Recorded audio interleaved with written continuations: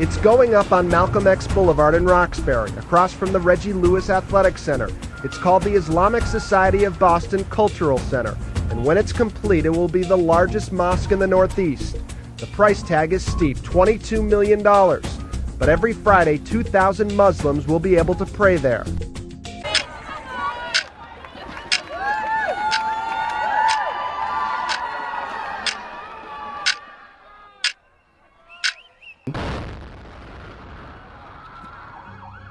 We know there were 2 devices that exploded. The explosion went off at the most crowded points of the race. Hospital is now on a lockdown here at Brigham and Women's. The FBI, the ATF, state and local police, all here, armed guards. When the Boston Marathon bombs went off and when we got confirmation that it was related to Islamic extremism and that the Tsarnaev brothers attended the Islamic Society of Boston, my first reaction was anger. We had been for 10 years warning the people of Massachusetts, the leaders of Massachusetts, and the law enforcement community of Massachusetts that this mosque is a potential breeding ground for terrorist recruitment and is a known source of the kind of Islamic extremist ideology that the Tsarnaev brothers professed to hold. We have seen an extraordinary effort by law enforcement, intelligence, and public safety agencies. Despite criticism that the FBI missed some warning signs, Mueller said neither incident was preventable. We believe this to be a terrorist. We believe this to be a man who's come here to kill people. I wish I could say it felt like vindication, but it didn't. What's there to be vindicated about? People died, and we couldn't stop it.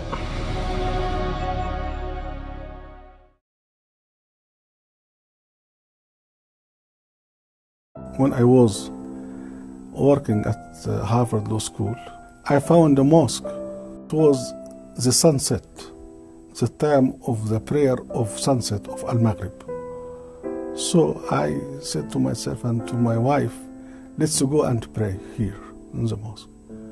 The Cambridge Mosque that Mansour found was the ISB's original mosque building and was one of about a dozen mosques in the area serving the region's growing Muslim community. The mosque was run by the Islamic Society of Boston and it had a particular ideology. Going to the mosque, to the second floor, I found myself in a room full of Arabic newspapers and Arabic newsletters, full of hatred against the Jews and against the Christians, against the America, that they should fight the non-Muslims, means the Christian and the Jews, as a jihad. The Islamic Society of Boston, or ISB, is one of the largest mosques on the eastern seaboard and one of New England's most prominent religious institutions.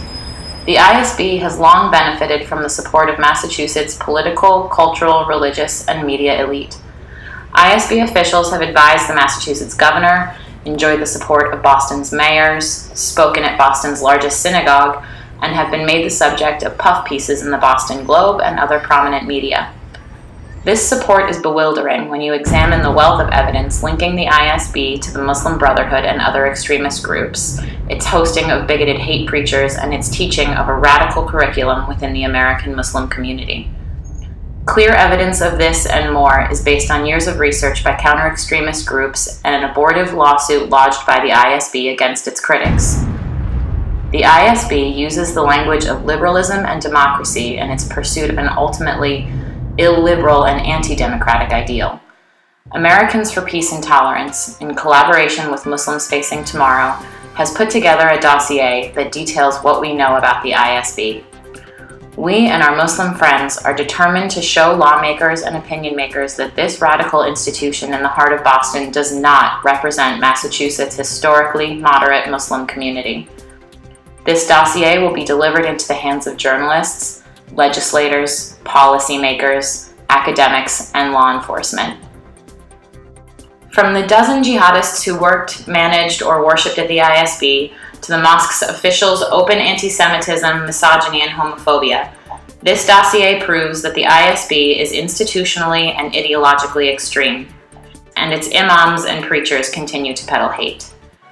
In order to place this comprehensive, referenced 40-page dossier into the hands of the right people, we need your assistance with printing at least 1,000 copies.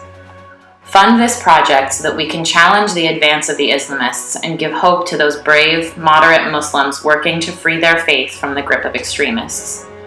Over the past decade, Boston has produced a long list of jihadists and prominent extremists. As European governments now realize, homegrown terrorism starts with nonviolent extremist institutions who use their media savvy and political know-how to embed themselves within minority communities and radicalize an entire generation of Muslim youth.